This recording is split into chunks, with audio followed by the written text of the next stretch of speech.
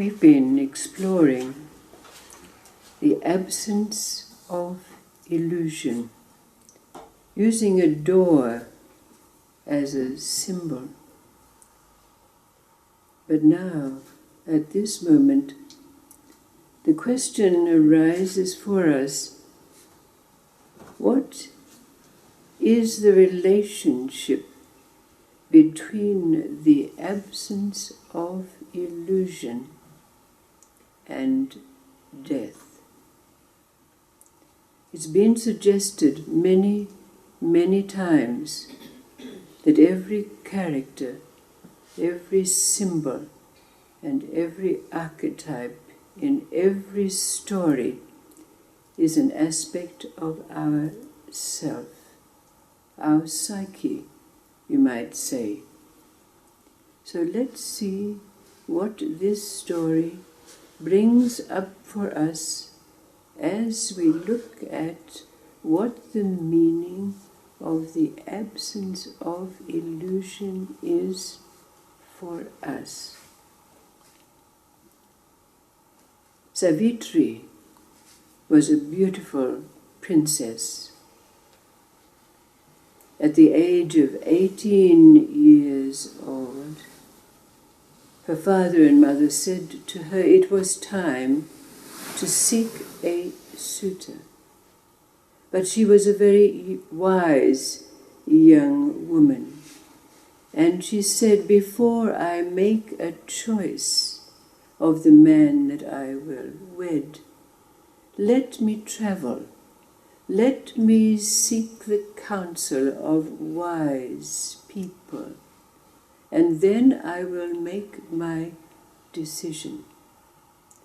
So indeed, Savitri set out, and she travelled far and wide, and indeed met wise people, and came under their tutelage. But it was time to return to the palace, to make that decision as to who she would wed. But her travel back took her through a dense forest, and as she was traversing that forest, she saw a young woodsman going about the business of chopping down wood to take to market. He was tall, handsome, and of noble bearing. She could not resist making his acquaintance, and she discovered that indeed he was a prince. His father and mother now living in the forest because his father, the king, had become blind and was dethroned and sent into exile. The young man's name was Satyavan, and of course Satyavan was immediately in love with this beautiful maiden. He spent his days chopping wood and taking it to market so that he could take care of his parents. Savitri returned to her father's palace and told her parents that she had chosen the man who she wished to wed, and she explained, telling his name and his circumstances. But as it happened, the great sage Naropa was in audience at that time, and he came forward and he said, "No, not that one. I know that he is to die in 1 year's time." But Savitri was determined, so determined that her parents has to concede to her wishes. So a messenger was sent to Satyavan's parents, and the king, who was now living in exile, said yes, but only if the princess comes to live in our simple circumstances. Savitri was very pleased to do so, knowing that she would be sublimely happy wherever she may be with her beloved husband. So they were wed, and she went to live in the forest. They became a family. But Savitri was very careful to take heed not only of the days as they passed, but insisting that she accompany her husband Satyavan each day when he went into the forest. So finally the day arrived that was said to be the day of Satyavan's death. On that day they entered the forest. But after some time, Satyavan said, "I'm feeling very tired." So they sat down under a tree, and Satyavan placed his head in his beautiful wife Savitri's lap and went into a deep sleep. But as Savitri was sitting there, a dark and foreboding presence came out of the forest, holding in his hands a noose. When he approached, Savitri knew who this was, and this being, who is called Yama, spoke and said to Savitri, "I have not come for you, my child. I am here to take the soul of your husband." And so doing, Yama put the noose around the soul of Satyavan and began to lead it off into the deep forest. But Savitri followed. Yama turned and said, "You cannot come with me, my child."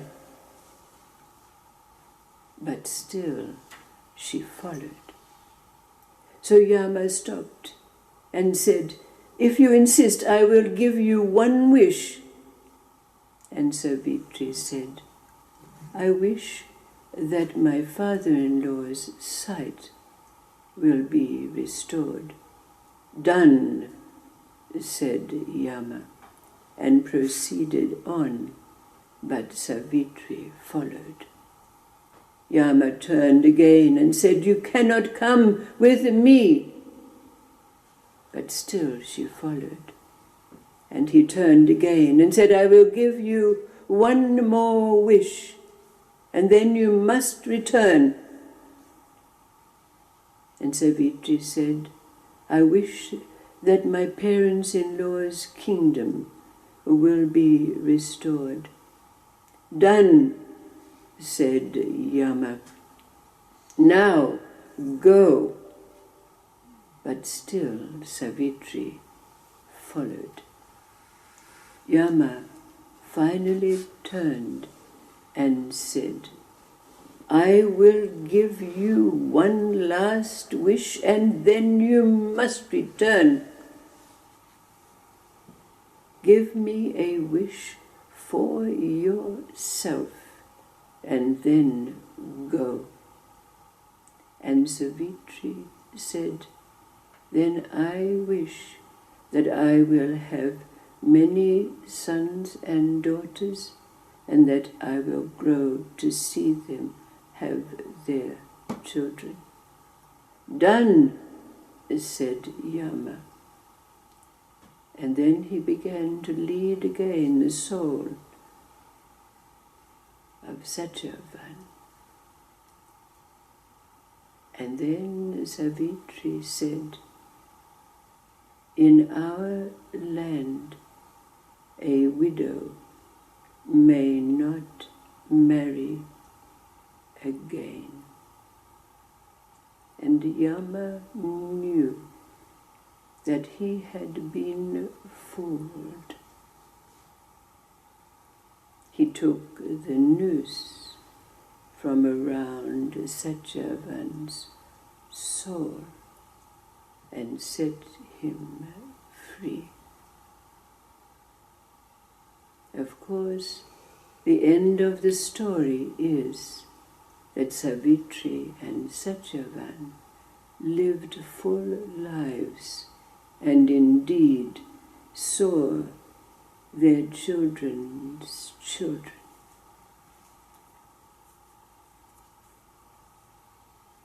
What has the absence of illusion to do with death?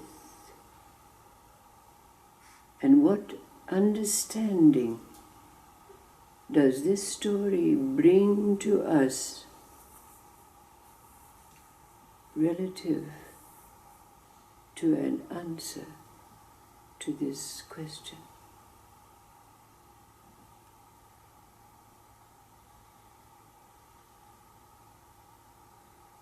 What is the relationship between the absence of illusion, often called the abyss, the void, dissolution, annihilation, as long also as realization, nirvana, Brahman?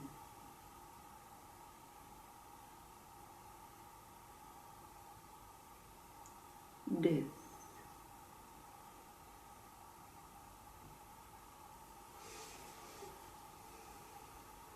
Thank you.